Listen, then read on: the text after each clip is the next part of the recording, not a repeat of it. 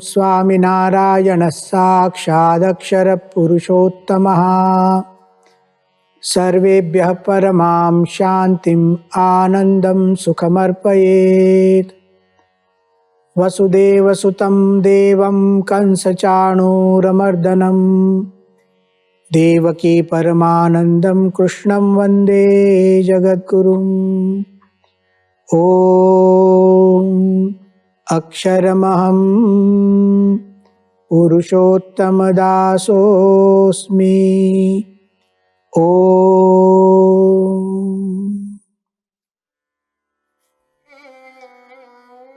अर्जुन ने जो कहा, अर्जुन को जो अनुभूति हुई और जो शब्द हम श्रीमद् भगवद गीता में देखते हैं, उसके आधार पर आज हम स्टडी करना चाहते हैं। अर्जुन के बारे में इतिहास तो हमने सुना, हमने जाना कि अर्जुन ने जैसे ही उसको मोह व्याप्त हुआ, कृपया परयाविष्टः, और तुरंत विषादग्रस्त हो गया।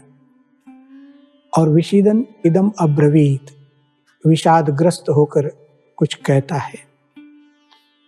अर्जुन ने कहा, दृष्ट्वेमं स्वजनम कृष्ण युयुत्सुम समुपस्थितम सीदन्ति मम गात्राणि मुखम च परिशुष्यति वेपथुश्च शरीरे मे रोमहर्षश्च जायते गांडिवं स्रंसते हस्तात् त्वक्चैव परिदह्यते न च शक्नोम्यवस्थातुं भ्रमतीव च मे मनः।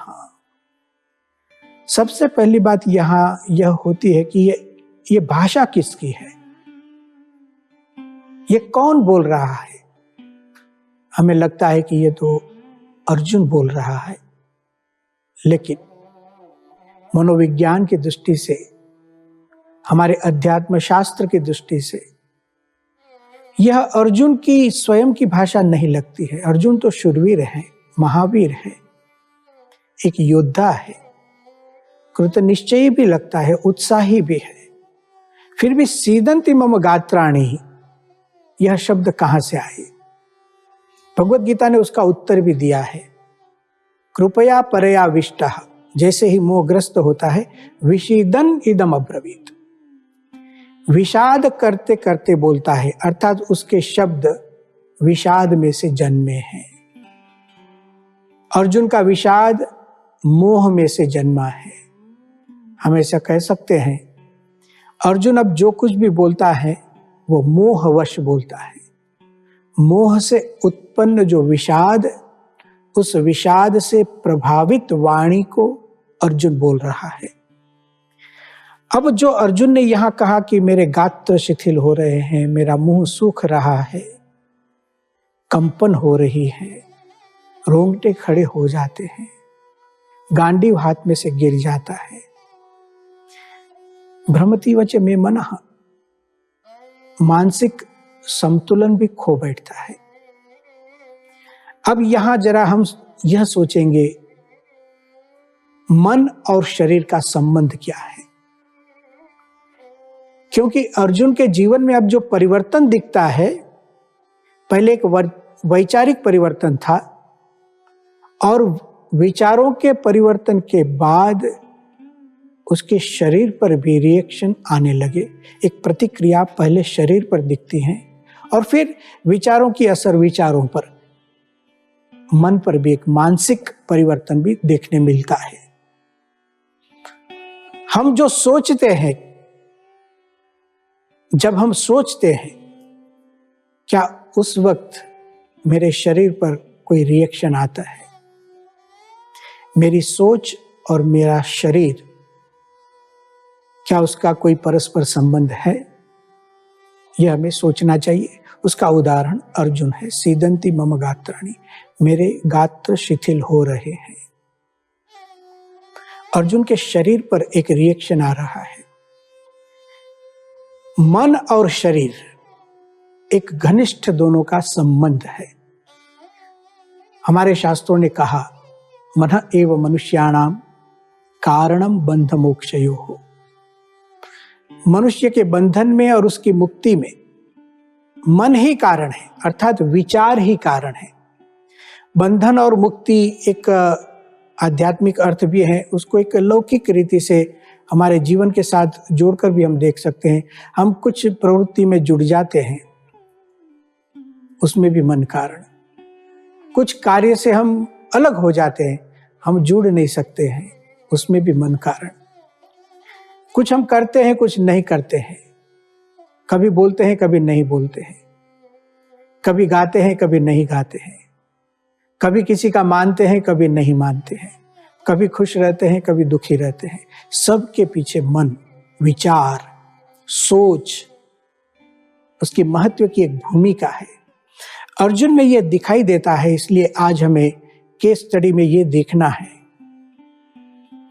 कि एक और पर्सनालिटी है। अर्जुन की सिद्धियां देखिए, उपलब्धियां देखिए, कितनी मानसिक एकाग्रता है, क्योंकि शार्प शूटर है आज की भाषा में, बचपन से है, विश्व विक्रमी है, तो सिद्धि तो हासिल की है। एक और पर्सनालिटी है। देखिए आज का युग भी पर्सनालिटी का युग है। परफेक्शन करते हैं, प्रेजेंटेशन करते हैं और पर्सनालिटी दिखाते हैं। उसके लिए संघर्ष करते हैं, हार्ड वर्क करते हैं, घंटों तक हार्ड वर्क करते हैं, और एक दो दिन के लिए नहीं, सालों तक करते हैं कुछ सिद्धि प्राप्त करने के लिए। तो ऐसे लोगों को श्रीमद् भगवद गीता पढ़नी चाहिए। एक और हमारी पर्सनालिटी, हमारी स्किल्स है, हम कुछ सीखते हैं, हुनर सीखते हैं, उपलब्धि प्राप्त करते हैं, अच्छी बात है, करना चाहिए, जीवन में उससे भी प्रगति होती है। लेकिन अब पर्सनालिटी के सामने दूसरा शब्द है इमोशंस। इमोशंस, हमारी संवेदनाएं। हम समय निकालते हैं कुछ सीखने के लिए, तैयारियां करते हैं, घंटों तक तैयारियां करते हैं। जैसे कोई संगीतकार बनना चाहता है, समझो कोई वायोलिन बजाना चाहता है। वायोलिन बजाना सामान्य काम नहीं है। संगीत की दृष्टि से उसको सुर का ज्ञान होना चाहिए, किस ढंग से पकड़ना है, बो कैसे घुमानी है, और उसमें भी संगीत का क्या स्थान होता है। तो सूक्ष्म चीजों को जो सीखने वाला है वो सीखता है, मेहनत करता है, कड़ी मेहनत करता है। कोई गिटार सीखता है, कोई गाना सीखता है, कोई बजाना सीखते हैं, कोई नृत्य सीखते हैं। देखिए कितनी सूक्ष्मता से, कितनी मेहनत करते हैं। यह सब स्किल्स है, यह सब पर्सनालिटी डेवलप करते हैं। तो ठीक है, कोई संगीतकार बन जाता है, कोई नृत्यकार बन जाता है, कोई चित्रकार बनते हैं, मेहनत करते हैं और उसमें भी सूक्ष्मता से विचार करते हैं। उसके लिए बहुत से लोगों को मिलते हैं, किताबें पढ़ते हैं, सोचते भी हैं और अच्छे चित्रकार बनते भी हैं, अच्छे संगीतकार बनते भी हैं। ऐसे ही बिजनेस में है, कोई लोग उद्योग में आगे बढ़ते हैं, कोई मैनेजमेंट में आगे बढ़ते हैं, कोई पॉलिटिक्स में आगे बढ़ते हैं। ये सब ठीक है, अच्छी बात है, करना चाहिए। लेकिन यदि कोई व्यक्ति स्किल्स में ही, पर्सनालिटी में ही जीवन की संपूर्णता को मान लेगा, तो सीदंती मम गात्राणि मुखम च परिशुष्यति वेपतुश्च शरीरे में की परिस्थिति कदाचित आ सकती है। क्योंकि अर्जुन को आई थी। पर्सनालिटी होने के बावजूद, पावरफुल होने के बावजूद, विश्व विक्रमी होने के बावजूद, गांडीवम स्रंसते हस्तात्। गीता हमें समझाती है कि आप उत्तम कक्षा के गिटारिस्ट बनेंगे, लेकिन कदाचित ऐसे हो सकता है आपके हाथ में से गिटार ही गिर जाए, आपके कंठ में से स्वर ही न निकले, आपके अंग नृत्य के लिए तैयार ही न हो, आपके हाथ में से पेंटिंग करने का ब्रश गिर जाए। गांडीवम संसते हस्तात्। सोचना यह है, एक और पर्सनालिटी है, एक और इमोशंस है। मनुष्य जीवन में सच्ची प्रगति करना चाहता हो तो दोनों में साधना करनी चाहिए। हाँ, कुछ सीखिए, लेकिन उसके साथ साथ संवेदनाओं का संयम। हम इमोशंस को कैसे कंट्रोल कर सकते हैं? हमारी जवाबदारियां होती है, ड्यूटी होती है, रिस्पॉन्सिबिलिटीज होती है, उसको कैसे संभालेंगे? अर्जुन के जीवन में प्रश्न आया। देखिए, बहुत से बड़े बड़े लोगों का इतिहास आपने सुना होगा। विश्व विक्रमी होते हुए भी जब संवेदना का प्रश्न आता है, इमोशंस का प्रश्न आ जाता है, तो कुछ पता भी नहीं चलता और घटना घट जाती है। 2006 की साल में यूरोप के देशों में फुटबॉल का वर्ल्ड कप चल रहा था, उसकी भी फाइनल मैच थी और उसमें भी फ्रांस देश के एक विश्व विक्रमी खिलाड़ी, ज़िनेदिन ज़िदान उसका नाम, और सही अर्थ में विश्व विक्रमी थे। फाइनल मैच चल रहा था, सब लोग मान रहे थे कि ज़िदान इस टीम में है तो अवश्य ही फ्रांस जीत जाएगा।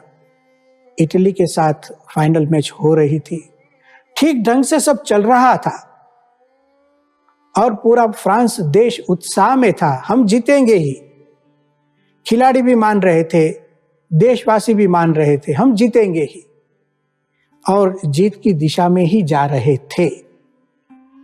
पर्सनालिटी पावरफुल थी ज़िदान की, प्रेजेंटेशन भी पावरफुल था ज़िदान का, सब कुछ ठीक चल रहा था, लेकिन पता नहीं क्या हो गया। जो प्रतिस्पर्धी टीम थी, उसके एक खिलाड़ी ने कुछ कहा, क्या कहा और क्या इसने सुना और अंतःकरण में क्या प्रतिक्रिया, क्या रिएक्शन आ गए पता नहीं, लेकिन गुस्सा तो आ गया। और विश्व विक्रमी को गुस्सा आ गया। फाइनल मैच में एक कर्तव्य, रिस्पॉन्सिबिलिटी चल रही थी खेलने की, उस वक्त इमोशंस ने जगह कर ली अपनी और गुस्से में आ गए। क्या किया? जो सामने वाला खिलाड़ी था उसके छाती में सर मार दिया, वह गिर गया।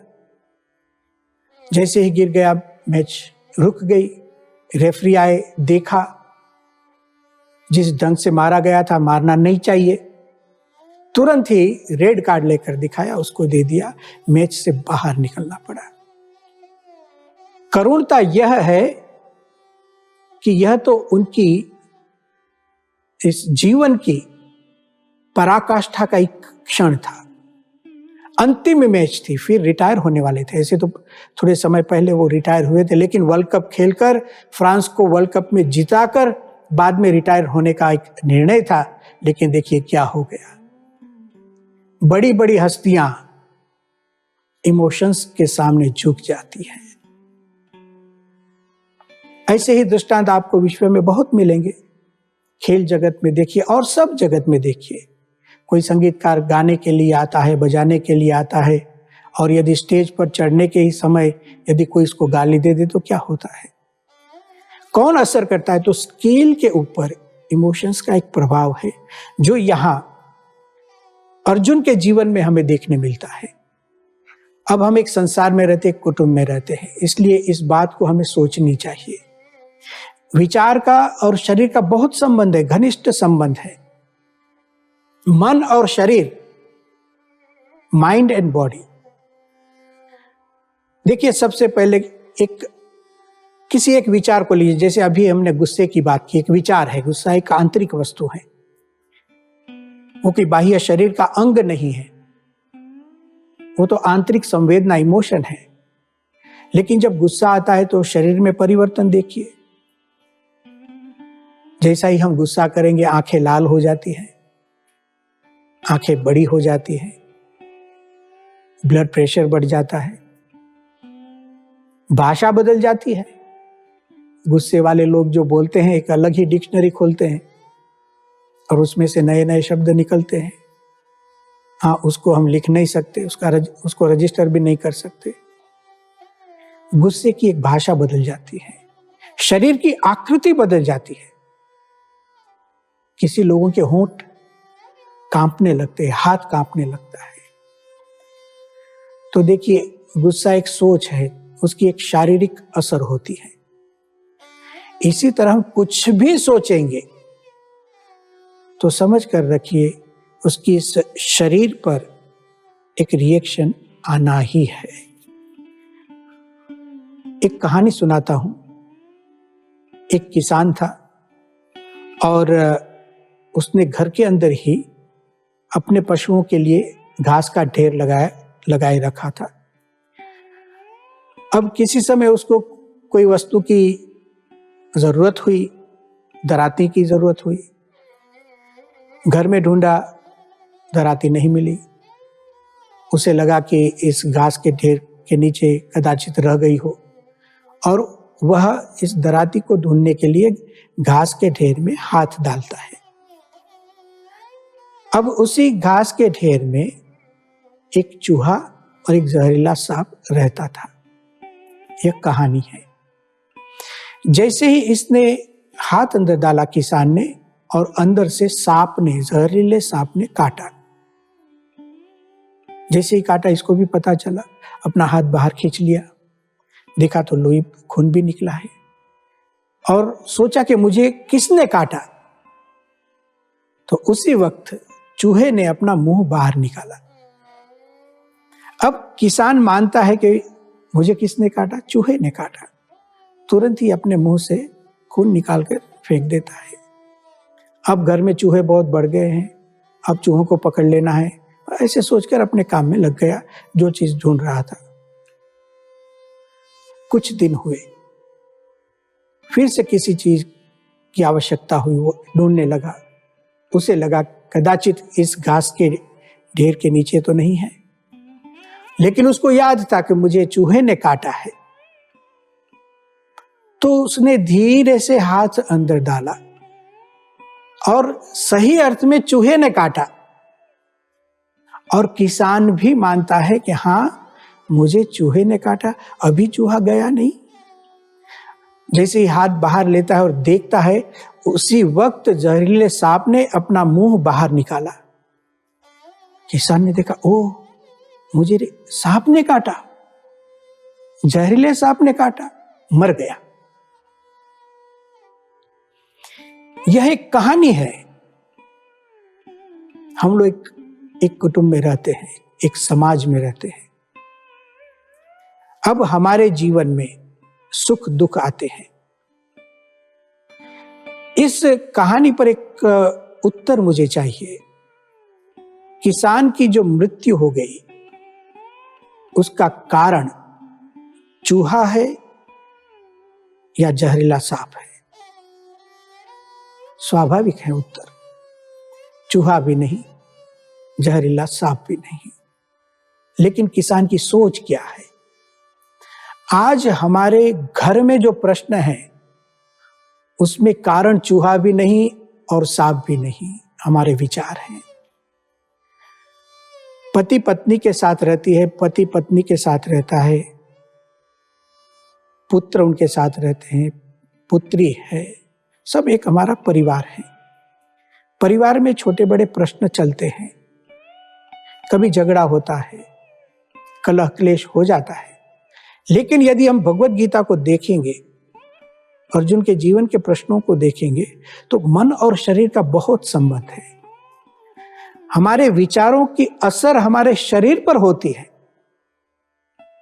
हमारी क्रियाओं पर होती है, और फिर उसका रिएक्शन आता है। आज हमें एक अवकाश है यहां सोचने के लिए कि हम यह भी सोच ले कि मेरे विचारों की असर मेरे स्वास्थ्य पर है या नहीं। शरीर का स्वास्थ्य और मन।